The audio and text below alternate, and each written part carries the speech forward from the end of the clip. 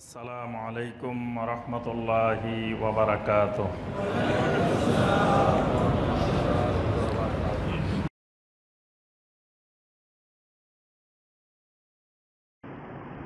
আচ্ছা, ৭৩ নম্বর জাল হাদিস সেটি হলো অজুর ভিতরের দোয়া। অজুর ভিতরে আমাদের দেশে অনেক বইতে লেখা আছে, দেখবেন যে হাত ধোয়ার সময় এই দোয়া, মুখ ধোয়ার সময় এই দোয়া, তারপরে মাথা মাসে করার সময় এই দোয়া, পা ধোয়ার সময় এই দোয়া। অজুর বিভিন্ন কাজ করার সময়, এক একটা কাজ করার সময় এক একটা দোয়া।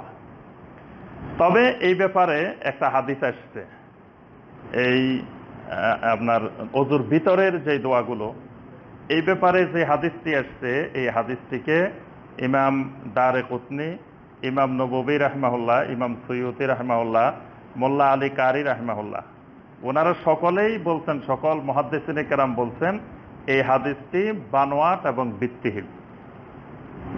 ইমাম নববী রাহমাহুল্লাহ তার কিতাবুল আজকারে এই ব্যাপারে আলোচনা করেছেন।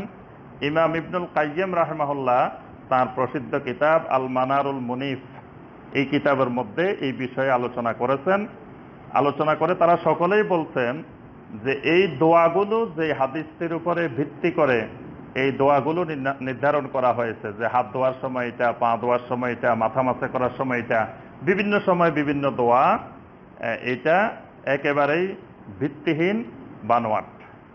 অর্থাৎ এটা যে হাদিসটি, এটা সবার ঐক্যমতে এটি জাল হাদিস। নবী সাল্লাল্লাহু আলাইহি ওয়াসাল্লাম বা সাহাবায়ে কেরাম তারা অজুর শুরুতে বিসমিল্লাহ বলে অজু শুরু করছেন, কিন্তু অজুর মাঝখানে বিভিন্ন জিকির আজকার এমনি করছেন, অনির্ধারিত জিকির আজকার।